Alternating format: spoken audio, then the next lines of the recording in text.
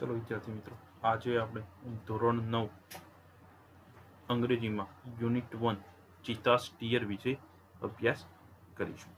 ચલો વિદ્યાર્થી મિત્રો,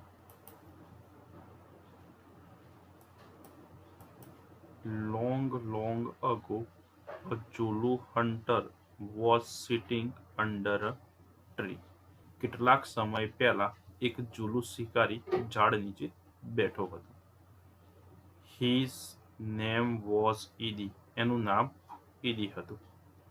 He saw a large herd of deer grazing in lush green meadow. તેને હરણના એક મોટા ટોળાને લીલાછમ બીડમાં ચરતું જોયું. He said to himself. તેણે મનમાં વિચાર્યું, These deer are really wonderful. આ હરણ ખરેખર કેટલા અદ્ભુત છે. But I have to run a lot to catch one of them. પણ તેમાંના એકને પકડવા માટે મારે ખૂબ દોડવું પડશે. Can't there be an easy way to get one? તેને પકડવા માટે કોઈ સહેલો રસ્તો ન હોઈ શકે?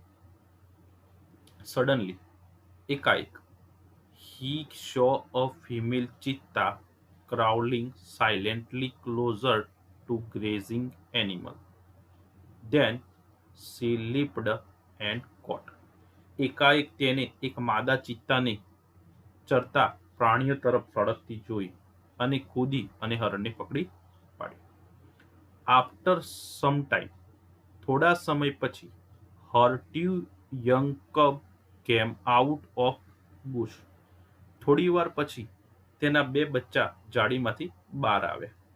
They all enjoyed their meal. અને તેઓએ બધાએ એમનું ભોજન Idi's eyes brightened. ઈદીની આંખોમાં ચમક આવી. They sparkled with an idea. અને એનામાં એક યુક્તિ જબુકી એટલે યુક્તિ યોજી. He envied the cub. એના બચ્ચાઓનો જોઈ ઈર્ષ્યા આવી, અદેખાઈ આવી. Can I be lucky as this beautiful cub? આ સુંદર બચ્ચાઓની માફક હું પણ નસીબદાર થઈ શકું ખરો? They got their food without any effort. એને કોઈ પણ જાતના શ્રમ વિના, પરિશ્રમ વિના પોતાનો ખોરાક મળી ગયો. Can I have a hunter like their mother? He thought. એને વિચાર્યું કે મારે એની માં જેવો શિકારી હોય તો. પછી he decided to catch a young cub. પછી એને નાના બચ્ચાને ચોરવાનું નક્કી કર્યું. A young cub and trained it for hunt for him. અને એ બચ્ચાના પકડીને અને એના શિકાર માટેની તાલીમ આપવા માટેનું નક્કી કર્યું. Then I shall only say. અને પછી માત્ર હું એટલું જ કહીશ, Oh my dear, ઓ મારા વાલા મિત્ર, go and kill a deer for me. તું જા અને મારા માટે હરણ મારી લા. My life will be very comfortable then. પછી મારું જીવન ખૂબ જ આરામદાયક બની જશે. He was quite pleased with his own idea. પોતાના આ વિચારથી તે તો ખૂબ ખુશ થઈ ગયો. He decided to follow cubs and steal one. એને બચ્ચાઓની પાછળ પીછો કરવાનું ચાલુ રાખ્યું અને એક બચ્ચું ચોરવાનું નક્કી કર્યું. From his experience, Edie knew that the cheetah never attacked a man. ચિત્તો કદી માણસ ઉપર હુમલો કરતો નથી એમ એ અનુભવ જાણતો હતો. Therefore, તેથી it was safe to steal a cub. તેથી બચ્ચું ચોરવું ખૂબ જ સહેલું હતું. He followed the cheetah's family till evening. એની સાંજ સુધી ચિત્તાની ફેમિલીનો પીછો કર્યો. At the sunset, mother cheetah hid her cub in a thick bush and left for a stream. એની સાંજ સુધી ચિત્તાના કુટુંબનો પીછો કર્યો અને સૂર્યાસ્ત પછી માએ પોતાના બચ્ચાને ગાઢ જાળીની અંદર છુપાવ્યા અને એની માતા જે હતી એ માતા ઝરણા તરફ ઉપડી ગઈ. સ્ટ્રીમ એટલે કે ઝરણું, પાણી પીવા માટે જતી રહી. ક્વિકલી, ઝડપથી. The hunter picked up his net and spread and ran into the bush. પછી શિકારી પોતાની જાળ અને ભાલો ઉઠાવ્યો અને ઝડપથી ઝાડીની અંદર જતો રહ્યો. He saw two. એને ત્યાં બે બચ્ચા He saw two tiny cubs. They looked at him with their bright eyes. તેને શિકારીની સામે ચમકતી આંખે જોયું. They were too young to run away. બચ્ચા એટલા નાના હતા કે તે દોડી શકે તેમ હતા નહીં. Edie threw the net over them. Edieએ એમની ઉપર ઝાડ નાખી. And the cubs were caught. અને બચ્ચા પકડાઈ ગયા. He needed only one cub. ઈદીને તો એક જ બચ્ચાની જરૂર હતી. ઈદીને તો કેટલા બચ્ચાની જરૂર હતી? એક જ. બટ he thought, પણ એને વિચાર્યું, it is always better to have two slaves instead of one. ઈદીએ એવું વિચાર્યું કે એકને બદલે બે ગુલામ હોય તો સારું. He dragged with him and hid them under a big basket. એને બંને બચ્ચાને પોતાની સાથે ઘસડ્યા અને એક મોટા ટોપલાને નીચે છુપાવી દીધા. મધર ચિત્તા returned after a while. થોડા સમય પછી મધર ચિત્તા પાછી આવી. She did not find her cubs. પણ એને એના પોતાના બચ્ચા મળ્યા નહીં. She looked all around. એને બધી બાજુ જોયું. First of all, she became angry and jumped wildly. પહેલા તો એ તુવા થઈ ગઈ અને જોર જોરથી કૂદકા મારવા લાગી. She sniffed all around. એને બધી બાજુ સૂંઘી લીધું. But alas, પણ અરે રે, she could not find her dear babies. પણ એને એના વાલા પ્રિય બચ્ચા મળ્યા નહીં. At last, છેલ્લે, she became sad. એ છેલ્લે ઉદાસ થઈ ગઈ. And started crying. અને રડવાનું ચાલુ કર્યું. She cried and cried for the whole night. એ આખી રાત રડતી રહી. Till the next evening. બીજી દિવસની સાંજ સુધી એ રડતી રહી. She cried and cried until her tears made dark stain down her cheek. She was still weeping. તેના ગાલ ઉપર આંસુના કાળા ડાઘ પડી ગયા હતા. ત્યાં સુધી તે રડ્યા જ કર્યું. તે હજી પણ રડતી હતી. At night, the mother Chitta cried so loudly that she was heard by a wise man living in a village. હવે રાત્રે ચિત્તો એટલે જોર જોરથી રડવા લાગી એટલે ગામમાં રહેતો એક ડાયો માણસ હતો એને આ રડવાનો અવાજ સાંભળ્યો. The old man understood what had happened. આ વૃદ્ધ માણસ હતો એ બધું સમજી ગયો. એને બધું સમજાઈ ગયું આ વૃદ્ધ માણસને. He immediately took his strong cub and came out of his hut. તેને તરત જ પોતાના હાથમાં ડાંગ લીધી અને ઝૂંપડીની બહાર આવ્યો. This old man, Sano, was very wise. આ વૃદ્ધ વ્યક્તિ સનો ખૂબ જ સમજદાર માણસ હતો. He loved animal and knew all about them. એ પ્રાણીઓ વિશે ઘણું બધું જાણતો હતો અને પ્રાણીઓને પ્રેમ પણ કરતો હતો. When Shano found out hidden club. જ્યારે સનાએ આ સંતાડેલા બચ્ચાને શોધી કાઢ્યા ત્યારે he knew that it was Edie's wicked idea. હવે જ્યારે સનાએ આ બચ્ચા શોધી કાઢ્યા એટલે સનાને સમજી ગયું કે આ દુષ્ટ નિર્દયી કામ કોનું હોય? ઈડીનું હોય.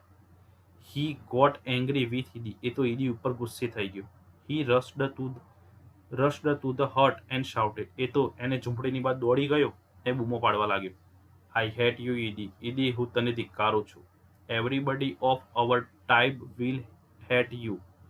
આપણો દરેકે દરેક સમાજ જમાત તને ધિક્કારે છે. Because you are lazy and wicked. તું આળસુ છે અને દુષ્ટ છે. We knew that the hunter must hunt with his own strength and skill. આપણે જાણીએ છીએ કે શિકારીના પોતાની તાકાત અને પોતાની આવડતથી શિકાર કરવો જોઈએ. But you are lazy hunter. પણ તું તો આળસુ શિકારી છે. યુ આર અ થીફ, તું તો ચોર છે. You have broken the rules of our tribe, તે આપણી જમાતનો નિયમ તોડ્યો છે, આપણી સમાજનો નિયમ તોડ્યો છે. You have brought dishonour to the whole tribe, તે આપણી આખી સમાજને બદનામ કરી છે, આખી સમાજને કેવી કરી છે? બદનામ કરી છે. All the member of the hunter tribe together, એમના શિકારી જમાતના બધા જ લોકો ભેગા થયા. દે ડિસાઇડેડ ટુ ડ્રાઈવ અવે ઈદી from their village forever, એ લોકોએ નક્કી કર્યું કે ઈદીને કાયમ માટે ગામમાંથી હાંકી કાઢવામાં આવે. સનો took the cub on his shoulder and returned them to their mother. સનાએ બચ્ચાના પોતાને ખભે લીધા અને એની માની જોડે ચિત્તાની જોડે મધર ચિત્તા જોડે મૂકીને આવ્યો. He saw that long weeping of the mother cheetah had stained her face forever.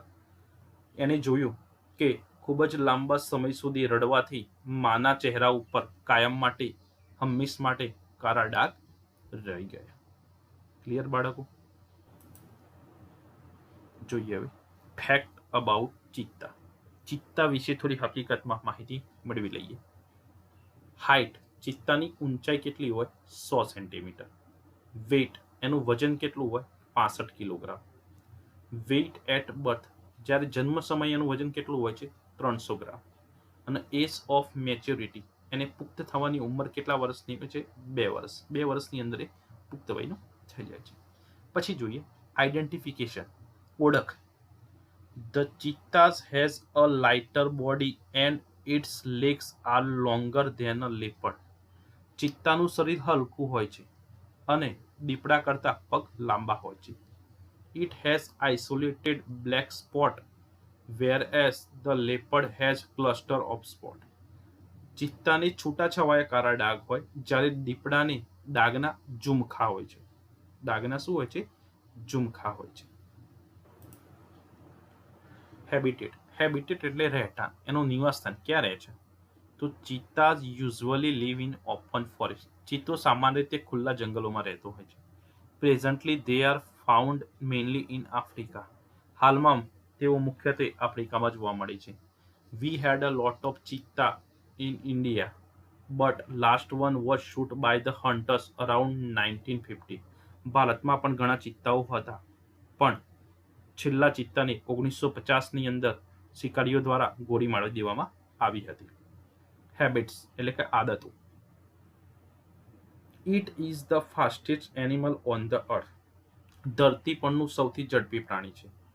It's top speed can be around 100 kilometre per hour, પણ એની કલાકની સ્પીડ 1000 કિલોમીટરની છે.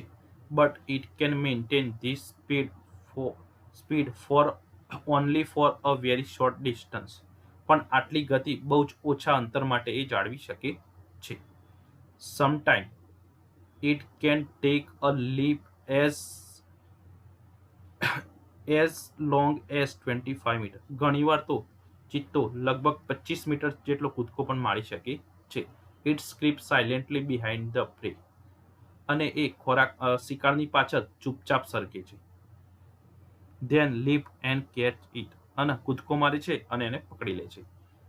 It does not preserve its prey, ચિત્તો ક્યારેય પોતાનો ખોરાક સંગ્રહી રાખતો નથી, મતલબ પોતાનો શિકાર હોય એ ક્યારેય સાચવી રાખતો નથી.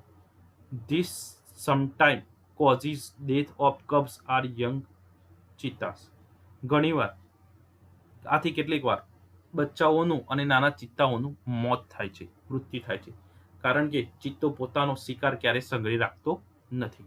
એટલે it is a solitary creature, ચિત્તો એ એકલવાયુ પ્રાણી છે. ચિત્તો એ કેવું પ્રાણી છે?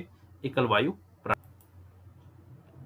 It does not live in a group or a herd, ચિત્તો સમૂહમાં રહેતો નથી.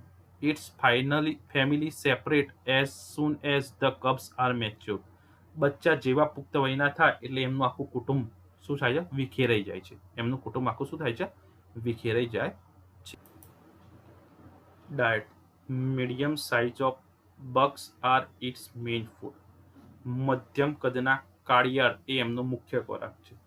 It also catches the hares and large bird. તેઓ સસલા અને મોટા પક્ષીઓને પણ મારે છે. પછી કબ્સ. કબ્સ એટલે બચ્ચા. The female gives birth to 2 to 4 cubs at a time.